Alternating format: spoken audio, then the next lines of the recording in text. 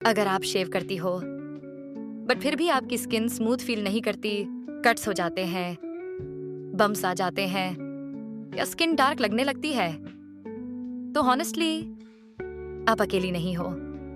मैं भी एग्जैक्टली यही मिस्टेक्स करती थी और मुझे लगता था कि शायद मेरी स्किन ही सेंसिटिव है। बट रियलिटी ये थी कि मुझे शेव करना आता ही नहीं था।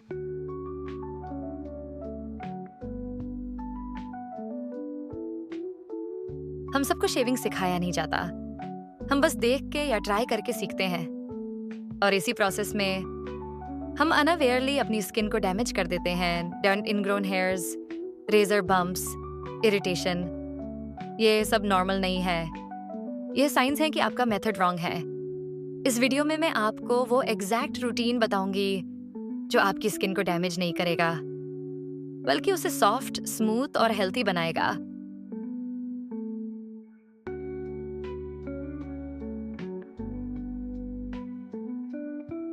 सबसे पहला step, prep. Dry shaving is the biggest mistake. जब आप ड्राई स्किन पे शेव करते हो, रेजर डायरेक्टली फ्रिक्शन क्रिएट करता है। ये और वही फ्रिक्शन कट्स, इरिटेशन और डार्कनिंग का रीजन बनता है। इसलिए always start with warm water. 2 से 3 मिनट्स तक स्किन को सोक होने दो। इससे क्या होता है? हेयर सॉफ्टन हो जाता है और रेजर स्मूथली ग्लाइड करता है। फिर एक gentle exfoliation, Harsh scrubs avoid करो, बस लाइट एक्सफोलिएशन इनफ है। ये डेड स्किन रिमूव करता है और इनग्रोन हेयर्स के चांसेस कम करता है। ट्रस्ट मी, अगर आप सिर्फ ये स्टेप सही कर लो, 50% प्रॉब्लम्स ऑलरेडी सॉल्व हो जाती हैं।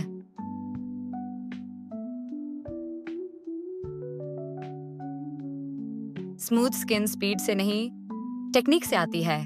अब आता है मेन स्टेप, शेविंग टेक्निक। सबसे पहले रेजर क्लीन होना चाहिए। ओल्ड रेजर सिर्फ डल नहीं होता, उसमें बैक्टीरिया भी होते हैं जो स्किन इरिटेशन और इन्फेक्शंस का रीजन बन सकते हैं। Second, always shave in the direction of hair growth. Opposite direction में शेव करना टेम्पटिंग होता है क्योंकि स्किन इंस्टेंटली स्मूथ फील करती है, बट वो स्मूथनेस टेम्पररी होती है और उसके बाद आते हैं bumps, ingrown hairs, irritation third. Pressure बिल्कुल मत दो, रेजर को ग्लाइड करने दो।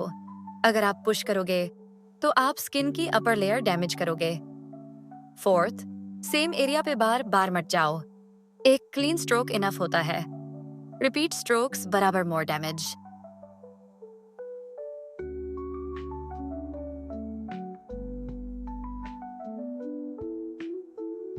अब आता है वो स्टेप जिसे लोग इग्नोर कर देते हैं।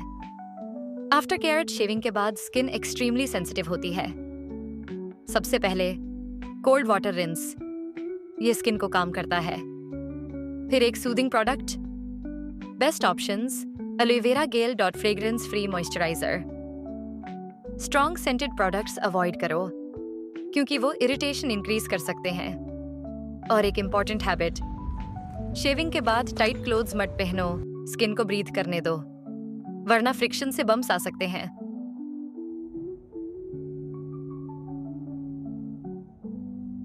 अगर आपको अभी भी इश्यूज आ रहे हैं तो यह मिस्टेक्स चेक करो।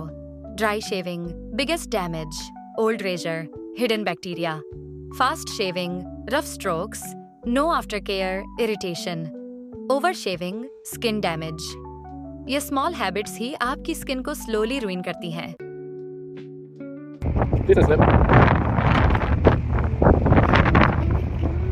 सेल्फ केयर का मतलब सिर्फ रिजल्ट नहीं होता, प्रोसेस भी इंपॉर्टेंट होता है। अपने शेविंग रूटीन को एक टास्क मत बनाओ, इसे एक काम रिचुअल बनाओ। वार्म वाटर, सॉफ्ट लाइटिंग और थोड़ा सा टाइम सिर्फ अपने लिए, क्योंकि जब आप अपने बॉडी का ध्यान रखते हो, आप अपने आप को इंपॉर्टेंस देना स्टार्ट करते हो और वही कॉन्फिडेंस आपके ग्लो में रिफ्लेक्ट होता है। स्मूथ स्किन एक दिन में नहीं आती, ये कंसिस्टेंट केयर का रिजल्ट होता है। आपको परफेक्ट रूटीन नहीं चाहिए, बस राइट हैबिट्स चाहिए। और जब आप अपने बॉडी के साथ जेंटल हो जाते हो तो आपका ग्लो ऑटोमेटिकली विजिबल हो जाता है, बिकॉज रियल ग्लो हमेशा सॉफ्ट, काम और इंटेंशनल होता है।